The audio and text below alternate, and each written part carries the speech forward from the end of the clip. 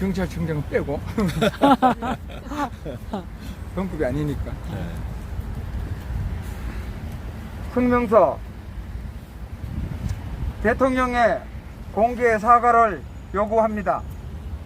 2026년 1월 6일 중국을 방문 중이던 이재명 대통령은 SNS에 위안부는 매춘부, 전국 돌며 소녀상 모욕 챌린지 벌인 남이라는 중앙일보 보도를 링크하고 이런 얼빠진 사자 명예훼손입니다 라고 쓰셨습니다. 언론은 이를 받아 소녀상 테러범, 위안부 혐오 시위, 소녀상 모욕 등의 온갖 선정적 표현을 동원하여 저를 비난하는 기사를 쏟아냈습니다. 그리고 1월 7일 경찰청은 위안부 피해자 대상 불법행위 엄정 대응이라는 제목의 보도자료를 냈습니다. 해당 자료에는 소녀상 훼손, 왜곡된 사실 확산, 학습권 침해, 미신고 불법 집회 등 저에 대한 각종 확인되지 않은 법적 혐의가 나열되어 있었습니다. 곧이어 경찰청 북수본은 서초경찰서를 저에 대한 집중수사관서로 지정하고 사자 명예훼손과 모욕 등의 혐의를 적용하여 엄중 수사하겠다는 의지를 밝혔습니다. 이러한 일련의 과정 속에는 헌법에서 보장된 무죄 추정의 원칙은 어디로 사라지고 유죄 취재의 범죄자 낙인 찍기만 난무한 상태입니다. 대통령의 섬뜩한 경고에 이어 경찰청이 기민하게 대응하고 방송과 언론이 이를 확대 재생산하면서 저는 순식간에 각종 범죄를 저지른 범죄자로 전락했습니다. 또 19일 어제는 압수수색까지 당했습니다. 뉴스를 접한 일가 친척은 물론 연락이 없던 지인들로부터 걱정 가득한 안부 전화가 이어졌습니다. 특히 연일 올라오는 엄중처벌 보도에 두려움과 공포에 휩싸인 가족들은 하나같이 저에게 활동 중단을 요구했습니다. 저는 처벌받을 일 한 적이 없다고 극구 해명했지만 대통령과 경찰청장이 콕 집은 마당에 그런 주장이 무슨 소용이 있느냐며 제발 그만두라고 하소연하고 있습니다. 하지만 저는 대통령과 경찰청의 겁박에 굴할 생각이 전혀 없습니다. 오히려 힘없는 소시민의 진실 추구 활동을 최고의 지위와 권력으로 겁박하고 가족들을 공포의 도가니에 몰아넣은 대통령에게 사과를 요구하는 바입니다. 저는 결코 대통령이 말한 사자 명예훼손을 한 적이 없으며 경찰청 보도자료에 언급된 어떠한 범죄도 저지른 적이 없기 때문입니다. 또 위안부에 관한 진실을 알린 것일 뿐 위안부를 모독한 적이 없습니다. 제가 한 일이라고는 36년째 이어지고 있는 위안부 사기극의 중단과 위안부 사기극의 상징인 소녀상을 철거하라고 요구한 것뿐입니다.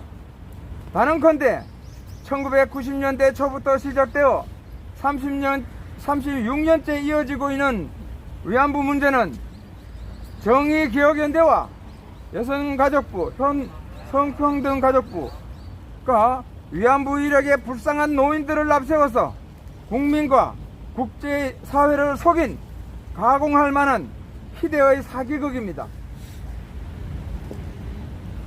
1966년 대법원 판결에서 일상 용어에 있어서 위안부라 함은 매춘 행위를 하는 여자를 지칭하는 것, 이러한 바와 같이 위안부는 성매매 여성의 다른 이름입니다. 그들이 일본군 위안부 영업을 목적으로 출국하기 위해서는 토주와 계약을 맺고 관할경찰서에 출두하여 신분증명서를 발급받아야 했습니다. 신분증명서를 발급받아 상하이와 같은 현지에 도착하더라도 현지 영사관 경찰서에 호적 등본, 친권자 승낙서, 인감증명서, 위안부 영업 신청서, 위안부 개인 조사서, 사진 2장을 제출하고 영업 허가를 얻어야만 위안부 영업을 할 수 있었습니다. 교육부 산하 국책연구기관인 동북아 역사재단이 수집 정리한 수많은 군 위안소 관련 자료가 이를 증명합니다.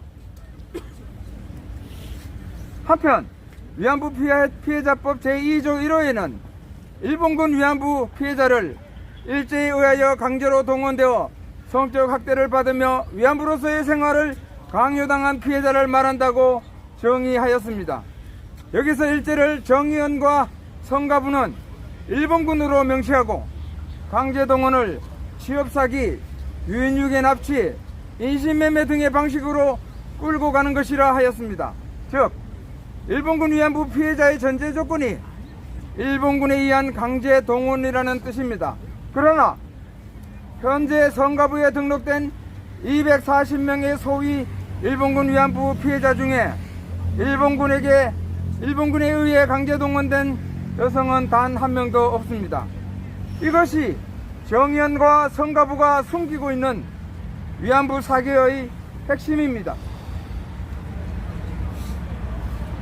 실상이 이러함에도 정의연과 성가부는 1945년 해방 이전 일본군을 상대로 한 성매매 여성을 마치 일본군에 의해 강제로 끌려가 참혹한 생활을 한 전쟁 범죄 피해자인 양 보도하며 국민과 국제사회를 속이고 있습니다. 이에 대하여 교육부조차도 교과서와 각종 참고 자료를 통해 자라나는 세대에게 위안부에 대한 왜곡 날조된 인식을 심어주며 어려서부터 이웃나라를 증오하도록 가르치고 있습니다. 실례로 초등학교, 현행초등학교 사회 5-2 교과서에는 위안부에 대해 일제는 여성들을 일본군 위안부로 동원하기 위해 취직을 시켜주겠다고, 일본 군인이 취직을 시켜주겠다는 겁니다. 속이거나 근무 내용을 분명히 알리지 않은 모집 광고를 내기도 했고 협박과 폭력, 납치 등의 방식으로 강제로 끌고 가기도 했다라고 하였으며 고등학교 한국사 2 교과서에는 피해자들은 구타나 고문, 성폭력 등 끔찍한 삶을 강요당했다. 이들 중 일부는 반인도적 범죄를 숨기려는 일본군에게 학살당하기도 하였다. 동아출판입니다. 라고 기술하였습니다. 있을 수도 없고 있지도 않은 거짓말입니다. 이러한 위안부 실상의 왜곡 날조는 위안부 상징 조형물인 소위 평화의 소녀상에도 그대로 반영되어 있습니다. 소녀상의 작가는 자신의 작가 노트에 일제강점기 조선의 꽃다운 나이의 소녀들과 젊은 여인들을 속이거나 강제로 전쟁터로 끌고 가 성노예로 삼았고 심지어 죽이기까지 하는 무참한 범죄를 서슴없이 저질렀던 참혹한 역사를 기억하게 하고 싶었다는 제작 동기를 밝혀놓았습니다. 이와 같이 위안부에 대한 조각가의 그릇된 인식과 대일 적개심이 투영된 소녀상은 국내에 156개, 해외에 30개나 설치되어 있으며 무학여고와 서초고 등 전국 초중고에도 다양한 모양과 크기의 소녀상이 수백 개나 설치되어 있습니다. 문제는 이와 같은 교내 설치 소녀상이 학생들의 올바른 정서 함양을 저해하는 비교육적 조형물이라는 데 있습니다. 교사가 소녀상을 앞에 두고 위안부에 대해 있는 그대로 진실을 알리려면 위안부가 성매매 여성임을 말해야 하고 그에 수반되는 화대, 콘돔, 성병 관리 등을 설명해야 합니다. 이에 더하여 정대협이 발행한 총 8권의 위안부 증언집에 실려있는 위안부들의 포르노와 같은 생생한 증언도 함께 읽어줘야 합니다. 그렇지 않으면 결국 위안부는 일본군에게 강제로 끌려가 성폭행을 당하고 심지어 살해까지 당한 전쟁범죄 피해자라는 거짓말을 가르쳐야 합니다. 안타깝게도 현재 이루어지고 있는 위안부 교육은 모두 후자입니다.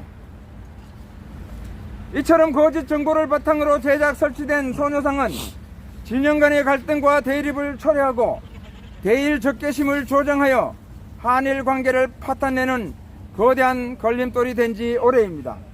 이에 저를 비롯한 반위안부 운동 세력은 2019년 이래 줄곧 위안부 사기극의 중단과 소녀상 철거를 주창해왔던 것입니다.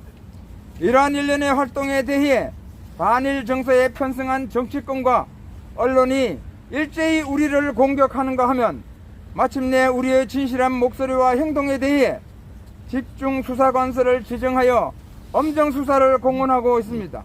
모두 대통령의 말 한마디에서 시작된 어처구니 없는 일입니다.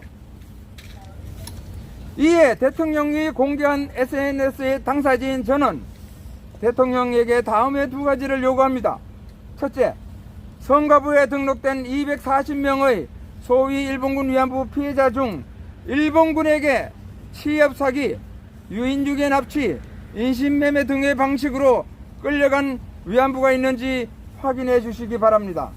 만약 단 한 명도 없다면 위안부 피해자법은 적용 대상자가 없는 필요 법률임을 인정하고 전면적인 재조사가 이루어질 수 있도록 해 주시기 바랍니다.